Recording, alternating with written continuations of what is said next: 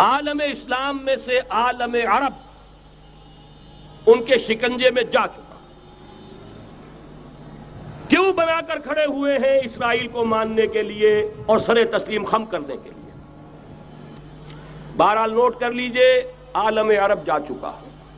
کوئی دن کی بات ہے، میں سنسنی پیدا نہیں کرنا چاہتا، لیکن حالات اور واقعات سے نگاہیں بند کرنا بھی کوئی دانش مندی کی بات نہیں ہے۔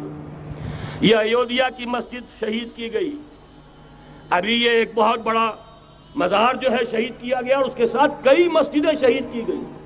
یہ سب کیا ہے؟ یہ مسلمانوں کی نفس دیکھی جا رہی ہے کہ کوئی غیرت اور حمیت نام کی کوئی شے باقی ہے؟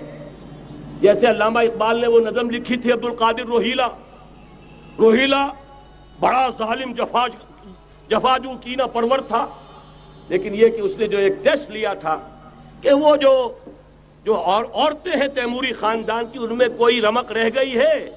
معلوم ہوا کہ نہیں، کہ غیرت نام تھا جس کا گئی تیمور کے گھر سے، ختم، غیرت نکل گئی۔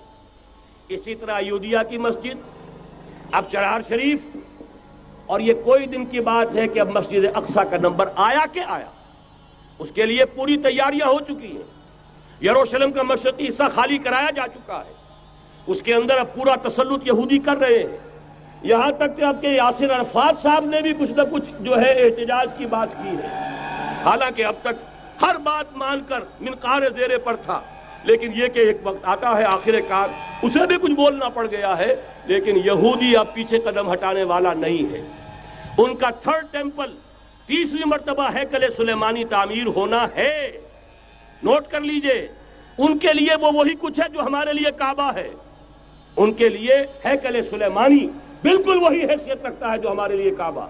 وہ ہیکل سلیمانی ایک مرتبہ پہلے نبوکدنضر کے ہاتھوں مسمار ہوا، پھر سن 70 عیسوی میں ٹائٹس کے ہاتھوں مسمار ہوا، سن 70 کے بعد آج 1995 میں کتنے برس ہو گئے؟ پورے 1925 برس ہو گئے کہ ان کا کعبہ زمین بوس پڑا ہوا ہے۔ اب تک تو ان کا بس نہیں تھا، اب تو بس ہے کہ نہیں؟ اب ان کی حکومت ہے کہ نہیں؟ اب شاہ حسن ہو چاہے شاہ حسین، ان کے نوکر اور چاکر ہیں یا نہیں؟ اب انہیں ڈر کس کا ہے؟ لہذا کوئی دن کی بات ہے، مسجد اقصی شہید ہوگی اور ٹیمپل کی تعمیر شروع ہوگی۔ یہ تو بہرحال ایک نقشہ ہے۔ اگلا نقشہ آپ کو بتانا چاہتا ہوں، ایک دوسری تصویر ہے۔ یہ تصویر ہے زمینی، ایک تصویر ہے آسمانی۔ وَمَكَرُوا وَمَكَرَ اللَّهُ وَاللَّهُ خَيْرُ الْمَاكِرِينَ۔ انہوں نے اپنی سی تدبیریں کی، اللہ نے اپنی تدبیر کی، اور ظاہر بات ہے اللہ کی تدبیر سے بہتر تدبیر کس کی ہوگی؟ چنانچہ یہودیوں کی سازشیں اس وقت بھی ناکام ہوئی تھی یا نہیں؟ ظاہر بات ہے جاء الحق وزهق الباطل ان الباطل کان زہوقا۔ لہذا یہ آیتیں دونوں اعلان کر رہی ہیں کہ یہودیوں کی سازشیں بالآخر ناکام ہوں گی اور دین حق کا بول بالا ہو کر رہے گا۔ یہ تو ان آیتوں سے ظاہر ہے۔ یریدون لیطفئوا نور اللہ بافواہہم واللہ متم نورہ ولو کرہ الکافرون۔ یریدون ان یطفئوا نور اللہ بافواہہم ویابى اللہ الا یتم نورہ ولو کرہ الکافرون۔ هو الذی ارسل رسولہ بالہدی ودین الحق لیظہرہ علی الدین کلہ ولو کرہ المشرکون۔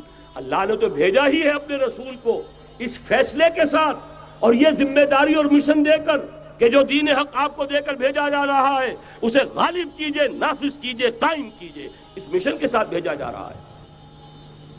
قرآن کہتا ہے ببانگ دہل وما ارسلناک الا کافۃ للناس بشیرا ونذیرا۔ اے محمد صلی اللہ علیہ وسلم، ہم نے نہیں بھیجا ہے آپ کو مگر پوری نوع انسانی کے لیے بشیر اور نذیر بنا کر۔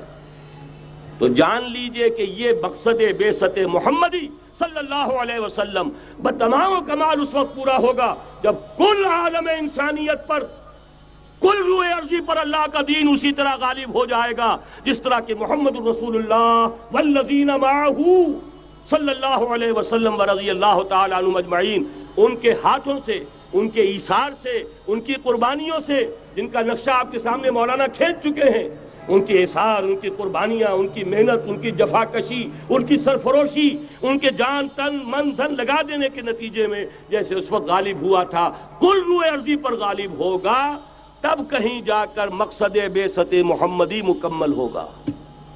یہی وجہ ہے اقبال نے کہا تھا وقت فرصت ہے کہاں، کام ابھی باقی ہے، نور توحید کا اتمام ابھی باقی ہے۔ لیکن ساتھ ہی خوشخبری بھی دی تھی، یہ چمن معمور ہوگا نغمہ توحید سے، آئے گا وہ دور، یہ چمن معمور ہوگا نغمہ توحید سے، لازماً آ کر رہے گا۔